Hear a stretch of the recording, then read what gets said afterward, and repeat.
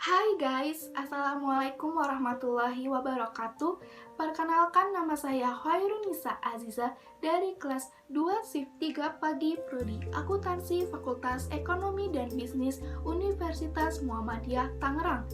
Di sini saya akan menjelaskan suatu materi tentang PUEB. PUEB adalah Pedoman Umum Ejaan Bahasa Indonesia. PUEB adalah pengganti dari EYD. EYD adalah singkatan dari ejaan yang disempurnakan. Ada beberapa isi di dalam PUEB. Yang pertama, pemakaian huruf. Yang kedua, penulisan kata. Yang ketiga, pemakaian tanda baca. Yang keempat, penulisan unsur serapan. Di sini saya akan menjelaskan subbab dari penulisan kata, yaitu kata berimbuhan. Kata berimbuhan adalah kata yang telah mengalami proses penyembuhan atau afiksasi. Hasil dari proses penyembuhan disebut kata berimbuhan atau kata turunan. Ada beberapa macam kata berimbuhan. Yang pertama, kata berimbuhan yang terdapat di awalan, sisipan, akhiran, serta gabungan awalan dan akhiran yang ditulis serangkai dengan bentuk dasarnya. Yang kedua, kata berimbuhan yang ditulis serangkai dengan kata yang mengikutinya. 1. Kata berimbuhan yang terdapat di awalan, sisipan, akhiran, serta gabungan awalan dan akhiran yang ditulis serangkai dengan bentuk dasarnya. Imbuhan yang pertama adalah imbuhan yang terletak pada awal kata dasar yang disebut dengan awalan atau prefiks. Ada beberapa imbuhan awalan, diantaranya adalah imbuhan me.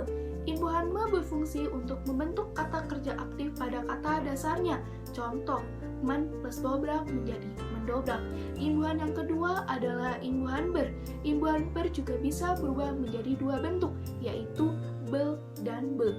Apabila imbuhan ber bertemu dengan kata dasar yang diawali dengan huruf vokal, maka imbuhan ber berubah menjadi imbuhan bel. Contoh, ber plus ajar menjadi belajar. Contoh yang kedua adalah ber plus kerja menjadi berkerja. Imbuhan yang ketiga adalah imbuhan di. Imbuhan di tidak memiliki perubahan bentuk dan berfungsi untuk membentuk makna pasif pada kata dasarnya. Contoh, di plus buang menjadi dibuang. Imbuhan yang selanjutnya adalah imbuhan ter. Imbuhan ter memiliki beberapa fungsi. Yang pertama, sebagai penunjuk ketidaksengajaan. Contohnya, ter plus buang menjadi terbuang. Fungsi yang kedua, sebagai pembentuk kata sifat, contohnya ter plus baik menjadi terbaik. Fungsi yang ketiga sebagai pembentuk kata pasif, yaitu ter plus injak menjadi terinjak. Imbuhan yang selanjutnya adalah imbuhan pe. Imbuhan pe memiliki beberapa bentuk perubahan, diantaranya ialah peng, penye, dan per.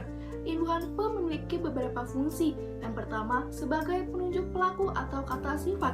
Contoh, pe plus kerja menjadi pekerja. Contoh yang selanjutnya adalah pe plus malu menjadi pemalu.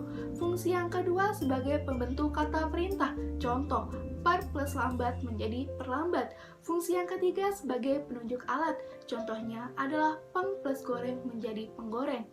Imbuhan yang selanjutnya adalah imbuhan ke.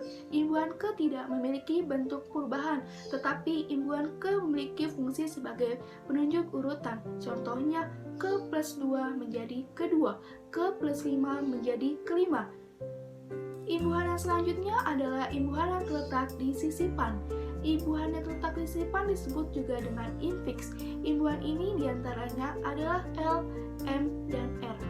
Contohnya adalah getar plus M menjadi gemetar, di mana imbuhan M diletakkan di tengah kata getar menjadi gemetar. Imbuhan yang selanjutnya adalah imbuhan akhiran. Imbuhan yang diletakkan pada bagian akhir kata dasar disebut dengan sufiks. Ada beberapa jenis imbuhan ini, antara lain kan atau i. Imbuhan-imbuhan ini sebagai pembentuk makna perintah. Contoh, datang plus i menjadi datangi, ambil plus kan menjadi ambilkan. Imbuhan yang selanjutnya adalah imbuhan an. Imbuhan an memiliki fungsi, diantaranya ialah sebagai penunjuk bagian. Contohnya, 1 plus an menjadi satuan. Fungsi yang selanjutnya sebagai penunjuk alat. Contohnya, angkut plus an menjadi angkutan. Fungsi yang selanjutnya penunjuk tempat. Contoh, lapang plus an menjadi lapangan. Imbuhan yang selanjutnya adalah imbuhan pun. Imbuhan pun ini berfungsi untuk membentuk makna. Contoh, kami plus pun menjadi kami pun. Selanjutnya adalah imbuhan kah. Imbuhan kah ini berfungsi untuk menegaskan kata dasarnya. Contoh, mudah plus kah menjadi mudahkah. Imbuhan yang selanjutnya adalah imbuhan yang terletak pada awalan dan akhiran. Imbuhan ini disebut dengan konfiks. Imbuhan ini diletakkan pada bagian awal dan akhir kata dasar. Konfiks memiliki beberapa fungsi. Yang pertama, sebagai pembentuk makna aktif. Contoh, mem plus bangga plus kan menjadi membanggakan. Fungsi yang kedua, sebagai pembentuk makna kata benda. Contoh, peng plus ampun plus an menjadi pengampunan. Fungsi yang selanjutnya sebagai kata pengulangan. Contohnya, se plus baik, baik plusnya menjadi sebaik-baiknya. Imbuhan yang diserap dari unsur asing seperti isme, man, wan, atau wi ditulis serangkai dengan bentuk dasarnya. Contohnya, suku isme, seniman, kamerawan.